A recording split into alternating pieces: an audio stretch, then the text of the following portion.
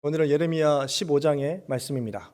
예레미야서 14장과 15장은 예레미야서 전체 구조 안에서 유다와 예루살렘에 대한 심판의 메시지를 전하는 곳에 담겨 있습니다. 좀 더 작은 구조 안에서 하나님의 심판으로 인한 이 백성들과 선지자의 탄식이 기록되고 있습니다. 본문의 구조를 잠시 살펴보면 14장 17절부터 15장 4절까지 유다 백성들이 겪고 있는 참담함과 그들의 탄식이 기록되고 있습니다. 또 15장 5절부터 21절까지는 예루살렘 멸망에 대한 여호와 하나님의 애가가 기록되어 있고 또 예레미야의 탄식과 하나님의 응답이 반복해서 나타나고 있습니다. 예레미야는 가뭄과 전쟁을 통한 유다의 멸망을 선언하였지만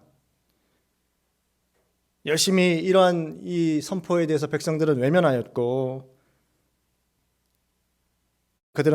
그들이 겪고 있는 참혹한 현실로 인해서 탄식하는 모습을 보여주었습니다.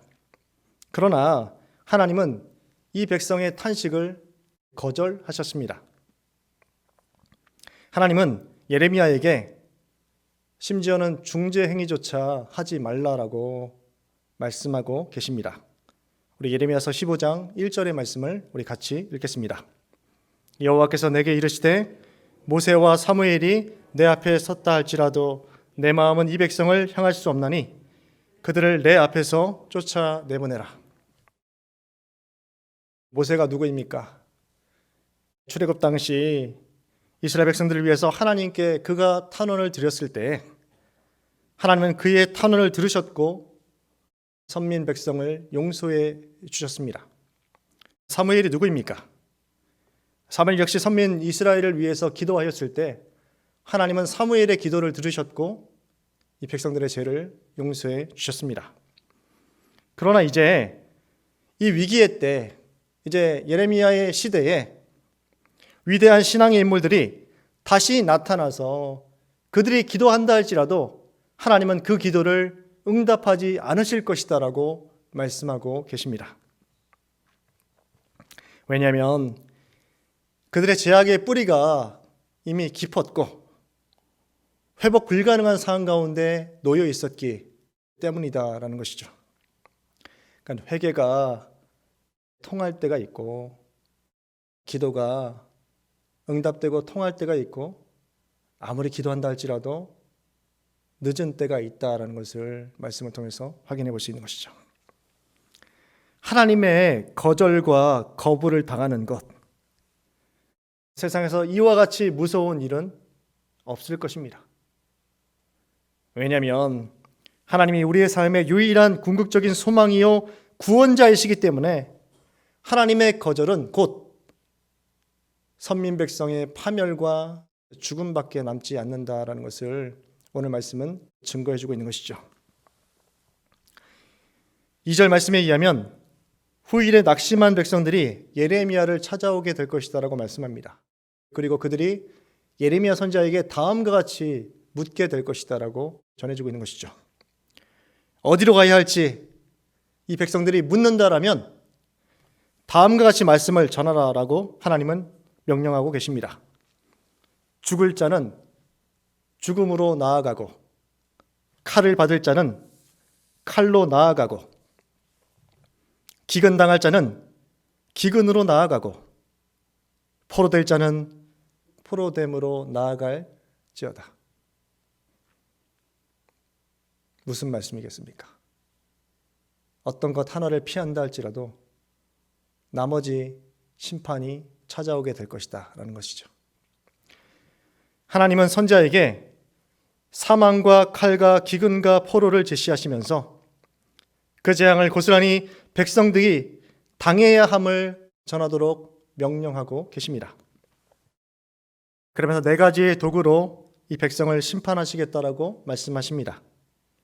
죽이는 칼과 찢는 개와 삼켜 멸하는 공중의 새와 땅의 짐승으로 백성들을 심판하실 것이다 라고 선언하십니다. 그런데 이러한 엄중한 심판의 원인에 대해서 말씀하시면서 그것은 바로 므낫세 왕의 죄악 때문이다라고 말씀하십니다. 므낫세 왕이 누구입니까? 12살에 남유다의 왕이 되어서 55년 동안 남유다를 통치하면서 가장 악한 일을 행했던 왕이 바로 이 므낫세 왕이었죠. 바알의 단과 산당을 지었던 인물입니다. 아세라 목상을 세웠습니다. 하나님의 성전에 우상의 단을 함께 겸하여 세웠던 사람이 바로 므낫세 왕이었습니다. 요술과 사술을 받아들이고 날마다 박수와 무당을 가까이 했던 인물이 바로 므낫세 왕이었습니다. 심지어는 흰놈의 골짜기에 유다의 아들들이 불 가운데 지나가게 했던 말도 안 되는 짓을 저질렀던 인물이 바로 므낫세 왕이었던 것이죠. 므낫세는 남유다 가운데 종교 혼합주의를 도입하였습니다. 이것이 선민 가운데 하나님의 신앙을 저버리게 하는 결정적인 일이 되었다라는 것이죠. 예레미야서 15장 5절부터 9절까지 예루살렘의 멸망에 대한 여호와 하나님의 탄식이 기록되고 있습니다. 이것은 예루살렘의 비참한 파멸에 대한 여호와 하나님의 애가입니다. 예루살렘에 대한 심판과 그 이후, 그리고 예루살렘의 비참한 파멸의 내용들을 모두 기록하고 있습니다. 세 가지의 질문이 연속해서 주어지고 있습니다. 누가 너를 불쌍히 여기겠느냐? 누가 너를 위하여 울겠느냐? 누가 내게 평안을 묻겠느냐라고 세 가지의 질문을 던지고 있습니다. 이 파멸의 이런 존재가 될 것이다 라고 예언해주고 있는 것이죠. 이는 예루살렘의 멸망을 두고 어느 누구도 슬퍼하거나 탄식할 존재가 없게 될 것이다 라는 말씀입니다. 예루살렘이 여호와 하나님을 저버리고 물러갔기 때문에 하나님을 떠난 백성들에게는 자연스럽게 행한 그 결과에 대한 것이 주어지게 될 수밖에 없다라고 말씀하는 것이죠. 너희가 하나님을 떠났기 때문에 하나님이 너희를 저버리게 되었다라고 말씀하고 계십니다.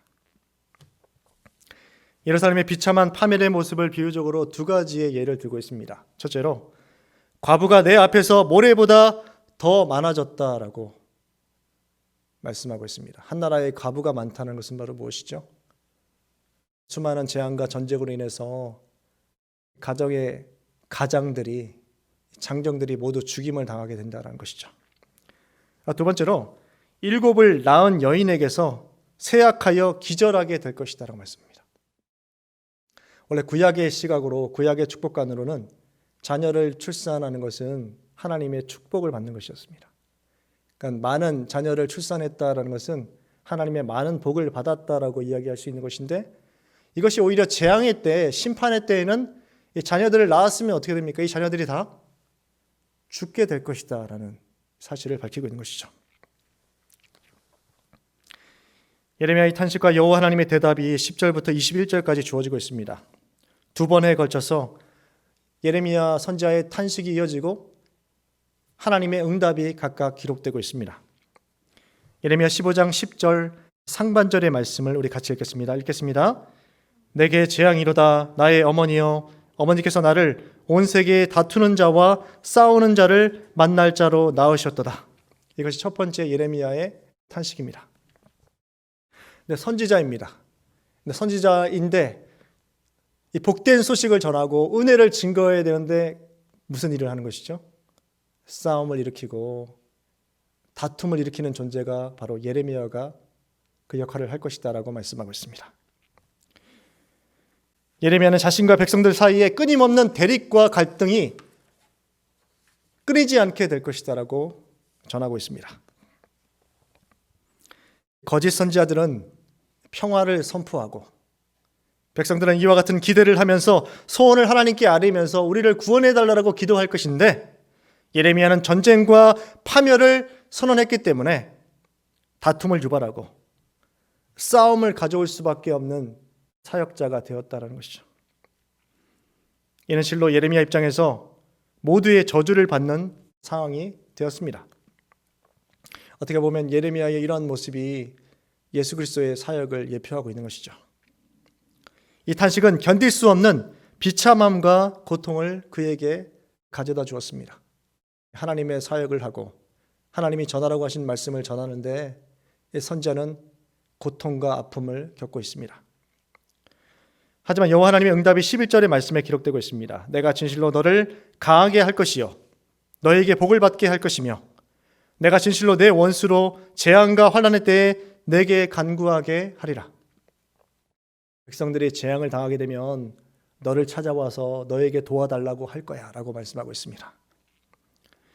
예루살렘의 모든 재산과 보물이 탈취당해서 이방 땅으로 옮겨지게 될 때 그때야 비로소 유다 백성들은 예레미야의 예언이 사실이었다라는 것을, 그의 선포의 내용이 하나님의 말씀이었다라는 것을 알게 될 것이다라고 응답해 주고 계십니다. 그런데 이것이 위로가 됩니까? 안 됩니까? 현재는 괴로운데 하나님의 응답은 어디에 있습니까? 먼 미래에 있습니다. 이 과정을 견뎌내야 하는 것이 바로 선지자의 운명이었던 것이죠. 15절부터 17절까지 또다시 예레미야의 두 번째 탄식이 이어집니다. 나의 고통이 계속하며 상처가 중하여 낫지 않고 물이 말라서 속이는 시내와 같이 되었습니다. 하나님, 제가 이 고통 가운데 이 사역을 감당하고 있는데 하나님 앞에 아뢰어도 아무런 응답도 아무런 변화도 일어나지 않습니다라고 탄원합니다. 19절에 여호와 하나님이 두 번째 응답으로 만약 너가 포로로 잡혀가서 돌아오게 된다면 내가 너를 다시 이끌어 내 앞에 세우며 너는 나의 입이 될 것이다 라고 위로의 말씀을 주고 계십니다. 우리 예레미야서 15장 20절의 말씀을 우리 여러분들께서 읽어주시겠습니다. 읽겠습니다.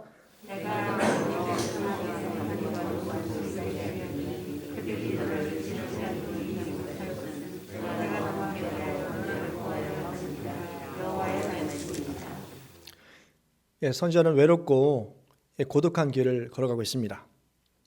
냉혹한 현실을 살아내면서 그의 마음에 분노가 가득 차게 되었고 모든 고난과 어려움을 몸소 경험하면서 마음과 몸이 모두 병들어가고 있습니다. 여기서 분노라는 단어는 예레미야의 거룩한 분노를 가리키고 있는 것이죠. 예레미야는 늘 홀로 고독한 사역을 해야 했고 하나님의 심판의 메시지를 선포할 때마다 백성들은 회개하여 돌아오는 것이 아니라 오히려 그들은 예레미야를 공격했다라는 것이죠. 이런 예루살렘의 죄악을 직시한 그는 마음의 통분을 금할 수 없어서 이렇게 자신의 신세를 하나님 앞에 탄원으로 올려드리고 있습니다. 하나님의 선민이 용서받지 못할 중병에 걸려서 거의 죽음에 이르게 되었습니다. 그들을 바라보는 선지자의 심정과 마음은 고통이 가득했던 것이죠. 우리는 오늘 말씀을 통해서 두 가지의 교훈을 받을 수 있습니다. 첫째로 하나님의 백성도 하나님의 심판을 당할 수 있다는 것을 확인할 수 있습니다. 그렇기 때문에 더 늦기 전에 삶을 돌이켜야 한다는 것이죠. 그릇된 선민의식과 그릇된 안전보장의식과 잘못된 자의식에서 벗어나야 하는 것입니다. 나는 괜찮겠지. 나는 잘해왔다. 나는 아무런 문제가 없어. 다른 사람이 문제야. 이런 식의 시각을 가져서는 안 된다는 것이죠. 언약을 저버리고 말씀을 떠나게 된다면, 우리가 먼저 하나님을 멀리 떠나게 된다면 하나님이 우리에게 찾아오실 수 없다라는 것을 말씀하고 있습니다. 우리는 이것을 늘 기억해야 하는 것이죠. 두 번째로, 말씀을 따르는 삶은 결코 즐거운 삶만은 아니다라는 것을 기억하셔야 합니다. 주를 위해서 고난과 수치를 당하는 일이 있을 수 있으며 영혼을 구원하기 위한 하나님의 일하심 가운데 성도가 핍박과 조롱을 당하는 일이 발생할 수 있다는 것을 말씀해 주고 있는 것이죠. 그러니까 신앙생활을 할 때 때로는 고독하고 외로운 시간들이 존재할 수 있다는 것을 기억하셔야 하겠습니다. 오늘 예레미야의 사역과 그가 걸어간 길을 묵상하셔서 주님의 사명을 감당하는 것이 어떤 길인지를 돌아보시고 말씀에 순종하셔서 좁은 문과 좁은 길로 나아가 하나님께 온전히 영광을 돌리는 이 복된 하루가 되시기를 간절히 축원합니다.